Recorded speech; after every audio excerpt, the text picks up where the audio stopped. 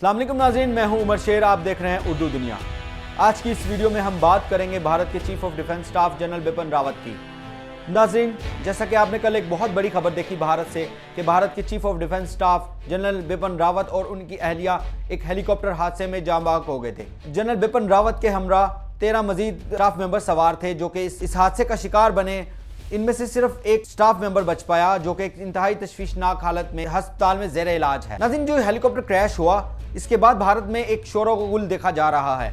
भारत में एक कोहराम मचा हुआ है। नाज़रीन, इस वाक़े ने कई कॉन्स्पिरेसी थ्योरीज को भी जन्म दिया है, जिनमें से एक ये है कि कहीं बिपिन रावत किसी साजिश का शिकार तो नहीं हुए, उनकी हलाकत किसी साजिश की वजह से तो नहीं हुई। ये एक सवाल है जो कि जिसने भारत को बेचैन कर रखा है, जिसने भारत के वजीर आज़म नरेंद्र मोदी की नींदें हराम कर रखी हैं।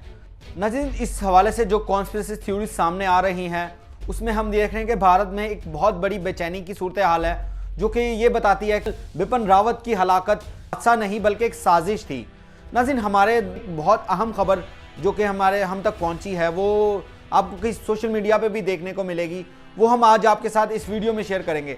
नाज़रीन, वीडियो में आगे बढ़ने से पहले आपसे भरपूर गुजारिश है कि अगर आपने हमारे चैनल उर्दू दुनिया को अभी तक सब्सक्राइब नहीं किया तो जल्दी से सब्सक्राइब करें और घंटी के बटन को दबाना भी ना भूलें ताकि आपको हमारी वीडियोस बाकायदगी के साथ मिलती रहें। चलें वीडियो का बाकायदा आगाज करते हैं। नाज़रीन, भारत से एक बहुत अहम खबर सामने आई है जिसके मुताबिक भारत के chief of defence staff general Bipin Rawat की मौत की एक साजिश थी।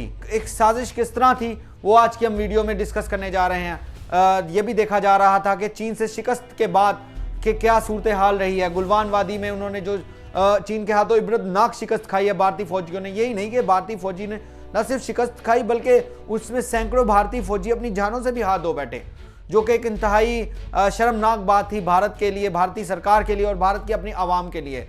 नाज़रीन, इसको देखते हुए भारत में जो इनकी अंदरूनी इख्तलाफात थे उन्होंने जन्म लिया।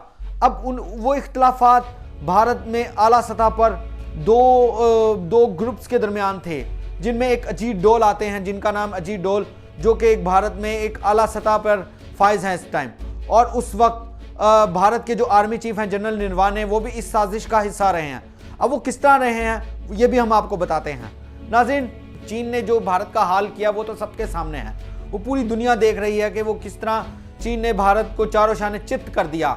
उसके बाद जो उंगलियां उठाई जा रही थी वो भारतीय फौज पर उठाई जा रही थी। अब वो उसका जो जिम्मेदार है वो अजीत डोल को ठहराया जा रहा था और भारत के जो आर्मी चीफ हैं उनको ठहराया जा रहा था, जनरल नरवाने। नाज़रीन, चीन के हाथों इबरतनाक शिकस्त का जिम्मेदार भारत के अंदर अजीत डोल और जनरल नरवाने को ठहराया जा रहा था, जो कि इन दोनों से बर्दाश्त न हुई और उन्होंने एक साजिश के तहत जनरल बिपिन रावत को इस अपने रास्ते से हटा दिया। अब वो क्यों हटाया, वो कैसे हटाया, वो भी हम आपको बताते हैं। नाज़रीन, पिछले दिनों एक खबर सामने आई थी कि जिसके मुताबिक भारत की वजारत दिफा को एक रिपोर्ट मसूल हुई।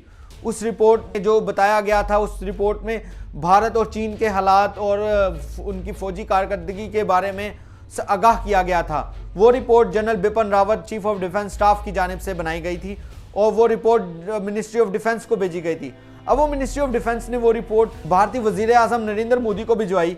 अब नरेंद्र मोदी का काम ये था कि उन्होंने वो उस रिपोर्ट के ऊपर एक्शन लेना था और साफ नजर आ रहा था कि उसके बाद जनरल नरवाने और अजीत डोल को हटाया जाना था, ओहदे से फारिग कर दिया जाना था, जो कि उनसे बर्दाश्त नहीं हुआ। नाज़रीन, जनरल नरवाने और अजीत डोल ने जो साजिश रचाई वो ये थी कि उन्होंने जो रशियन मेड हेलीकॉप्टर था जो कि उससे पहले वजीर आज़म नरेंद्र मोदी को कश्मीर ले जाने के लिए इस्तेमाल किया गया और इसके अलावा ये आर्मी हेलीकॉप्टर कई अहम मकासद के लिए भी इस्तेमाल किया जाता रहा।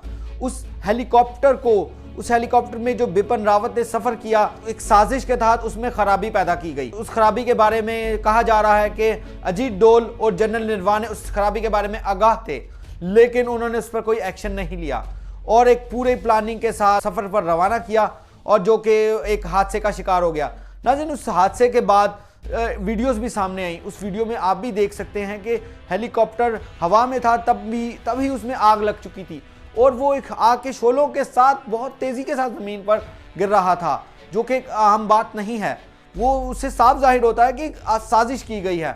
नाज़रीन, दूसरी जानिब जो भारत की वजारत दिफा है उसकी जानिब से कोई सरकारी अलामिया नहीं जारी किया गया और जबकि भारतीय फ़ौज इस हवाले से तहकीकात कर रही है और खबर यह भी आई है कि उनको भारत उस हेलीकॉप्टर का ब्लैक बॉक्स मिल चुका है। अब उस ब्लैक बॉक्स में क्या निकलता है ये तो आने वाला वक्त ही बताएगा। नाज़रीन, इस वाक़े का एक अहम पहलू यह है कि भारत की जानिब से अभी तक पाकिस्तान पर इस हवाले से कोई इल्ज़ाम नहीं लगाया गया। चूँकि भारत पाकिस्तान का हमसाया मुल्क है और एक रवायती हरीफ भी है, और माजी में भी देखा जाता रहा कि भारत अपने इलाकाई मसलों को किस तरह पाकिस्तान पर मुसल्लत करता रहा।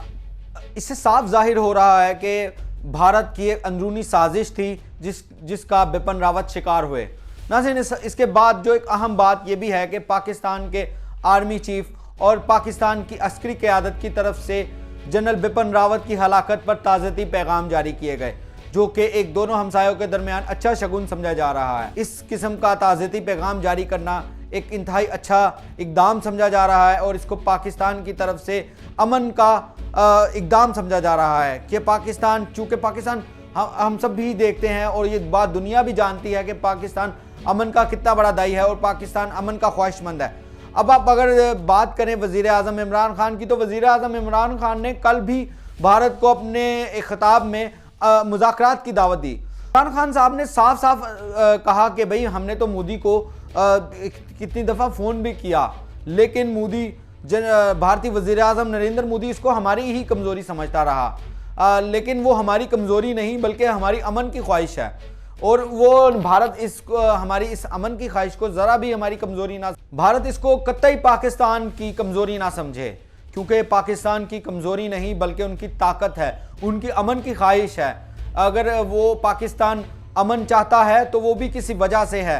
पाकिस्तान इस वक्त अपनी तरक्की देख रहा है, लेकिन भारत को ये सब चीज़ें बर्दाश्त नहीं।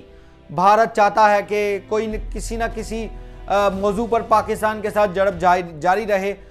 लेकिन अगर आपको हम बताएं कि 2019 में एक वाक़या हुआ था, भारत की जानिब से पाकिस्तान में आने की कोशिश की गई थी, जिसको पाक फ़ज़ाइया ने बहुत ही कामयाबी के साथ मुँह तोड़ जवाब देकर ना सिर्फ भारत के जहाज़ को तबाह किया बल्कि उनके पायलट अभिनंदन को भी पाकिस्तान में पकड़ा। लेकिन पाकिस्तान ने फिर अमन की जानिब अपना कदम बढ़ाते हुए अभिनंदन को रिहा कर दिया।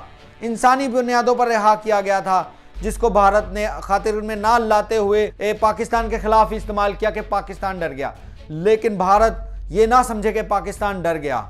नाज़रीन, पाकिस्तान अमन की ख्वाहिश हमेशा रखता है और पाकिस्तान अमन की इस ख्वाहिश को आगे भी जारी रखेगा।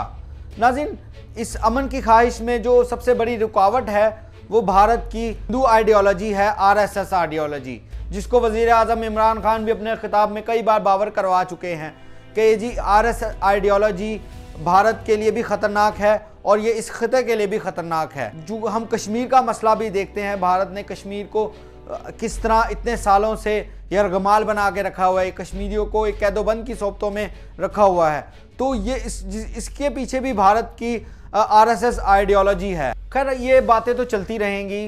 अब हम अपने मौजू की जानिब वापस आते हैं और आपको बताते हैं कि इस जनरल बिपिन रावत की हलाकत के पीछे एक अहम खबर जो कि निकल कर सामने आई है, वो ये है कि भारत में माओ बागियों की जानिब से कहा जा रहा है कि माओ बागियों ने जनरल बिपिन रावत के हेलीकॉप्टर पर हमला किया।